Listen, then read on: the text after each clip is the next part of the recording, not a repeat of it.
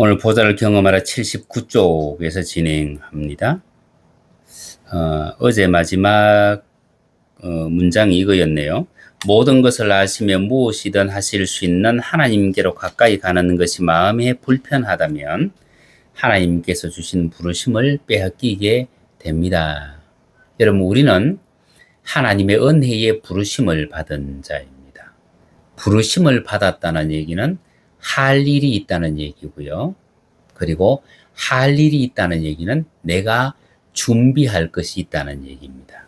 내가 해야 될 역할이 있다는 얘기입니다. 여러분, 제가 주일에 설교했던 것처럼 은혜의 부르심을 입은 자가 되기를 원하십니까? 아니면 은혜를 받은 자가 되기를 원하십니까?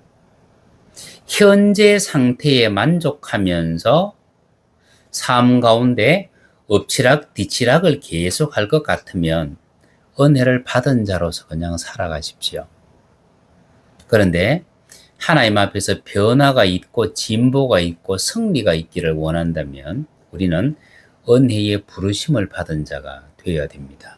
부르심을 받은 자는 할 일이 있기 때문에 자신을 돌아보고 자신을 새롭게 하고 자신을 성숙시킵니다. 그래서 시간이 지나면서 하나님 앞에서 이 불편함이 사라져요. 여러분, 하나님께서 저 아수르의 수도가 되는 니느웨 성을 보셨습니다. 인구는 한 60만 명. 당시에 60만 명 같으면요, 거대한 도시입니다. 여러분, 사람이 2층, 3층, 4층 빌딩이 없던 시대예요. 그죠? 60만 명이 살려고 하면요, 얼마나 넓은 땅이 필요합니까? 그 사회에서 물 문제가 해결되어지고 사람의 분뇨 문제가 해결되어지고 먹는 문제가 해결되어지려고 하면은요, 이 60만 명이 살던 이 도시는요, 어마어마한 넓은 굉장한 도시예요. 근데 하나님께서 그들의 그 죄악을 보셨다. 그리고 니느웨로 가라고 말씀하셨습니다. 하나님이 심판이 있을 것이다. 심판을 외치라고 말씀하셨습니다. 그런데 여러분, 요나는 니느웨로 가라는 하나님의 말씀을 거부하고 다시스로 가버립니다. 반대쪽으로 가버립니다. 니느웨. 여러분, 니느웨라는 말의 뜻은 뭐냐? 합의하다라는 뜻입니다. 합의한다는 얘기는 우리 지정의의 관점으로 보면 뭐예요? 이성적인 합의예요. 이성의 산물이에요. 여러분, 하나님의 은혜는요, 우리 이성으로 판단하면 안 됩니다. 근데 요나는 이성으로 판단해요. 그리고 다시스로 도망갑니다. 다시스로 도망가는 이유는 뭐 때문에요? 이 니느웨라고 하는 도시가 원수의 도시, 아수르의 수도였기 때문이 아니고, 성경은 이렇게 말합니다. 그러나 요나가 여호와의 얼굴을 피하려고 일어나 다시스로 도망하여 하리하여 욥바로 내려갔더니 마침 다시스로 가는 배를 만난지라 여호와의 얼굴을 피하여 그들과 함께 다시스로 가려고 배삭을 주고 배에 올랐더라. 요나가 다시스로 가는 이유는요, 하나님의 얼굴을 피하여. 여러분, 요나가 선지자잖아요. 근데 하나님의 얼굴을 피했다는 얘기는 하나님의 임재가 불편했다는 얘기예요. 요나와 같은 능력 많은 선지자도 하나님 앞에서 불편했던 것은 그 속에 악이 남아있기 때문이에요.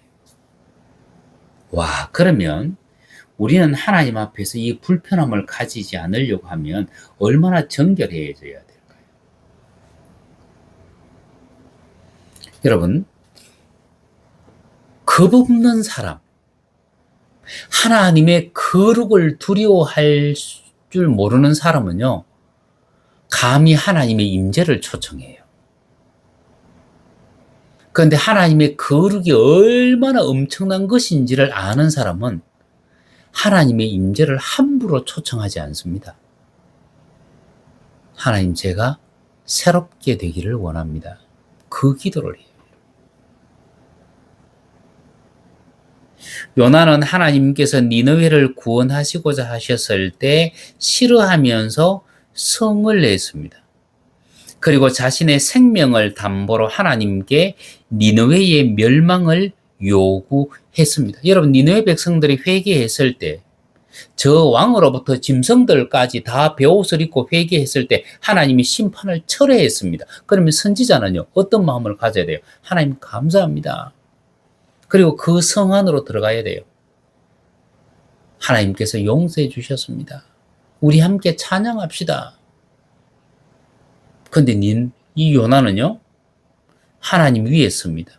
하나님 심판하신다 말씀하셨잖아요. 심판하십시오. 심판하십시오.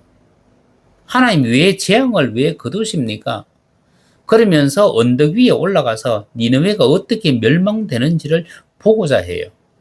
이것이 하나님 앞에서 엄청난 악이에요. 자신의 의를 내세우면서 니느웨의 그 60만 명이 죽어도 나와는 상관없다는 그 사고.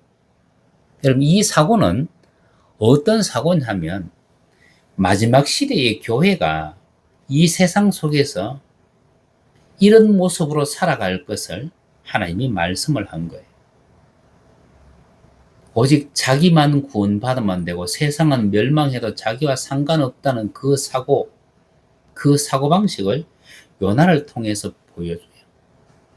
그런데 요나는 한 번의 외침으로 60만 명을 회개시킨 사람이잖아요. 그러면 마지막 시대의 교회는 그 능력을 가지고 있다. 그 능력을 가지고 있음에도 불구하고 하나님께서 원하시는 일을 하지 않는다. 뭐 때문에?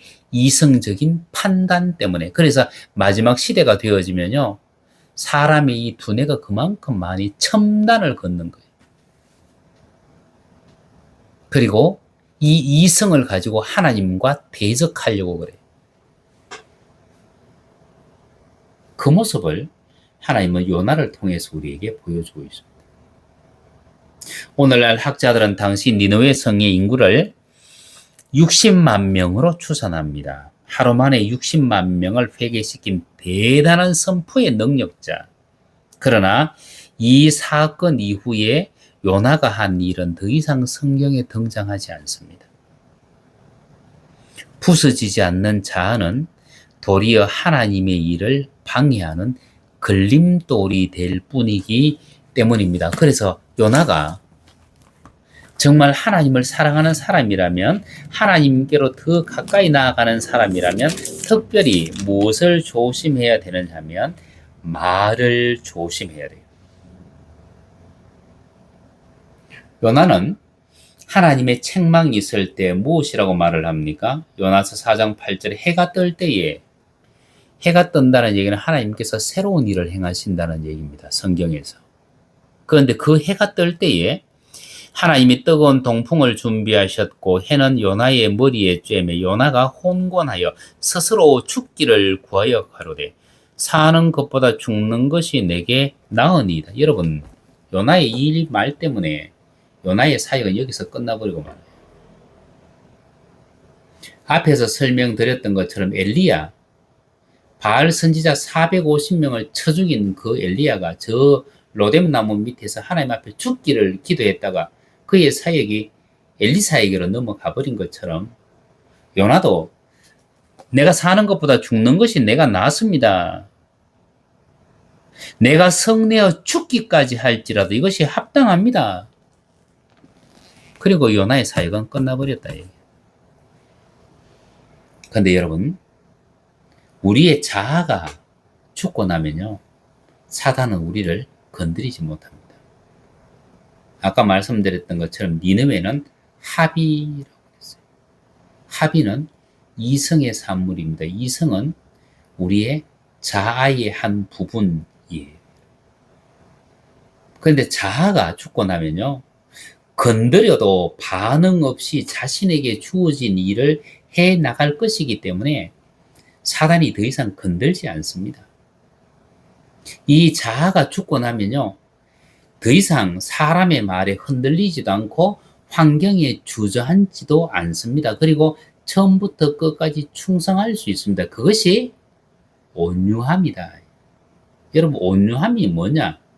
사람이 어떤 성품이다 막 이렇게 설명을 하는데, 성경에서 말하는 온유함은 처음부터 끝까지 변함없이 충성할 수 있는 힘이에요. 그래서 예수님은 나는 마음이 온유하다. 십자가에 달려 죽기까지 주님은 일관된 삶을 사셨습니다. 우리가 하나님 앞에서 우리의 자아가 죽는다면, 우리의 감정과 지성과 의지라고 하는 것이 하나님 앞에서 온전히 깨어지고 복종하고 하나님 앞에 엎드릴 수 있는 자, 하나님 앞에 소재 드릴 수 있는 자가 되어지면, 여러분, 고운 가루는요, 소리가 나지 않습니다. 소리가 나지 않는 것은 용각산이 아니고요, 하나님의 성소에 들어가는 모든 재료들은요, 소리가 나지 않습니다. 묵묵히 자신을 다 깨트렸기 때문에 하나님은 우리에게 바로 그와 같은 깨어짐을 원하시고, 그 깨어진 자에게 하나님은 보좌를 허락하십니다.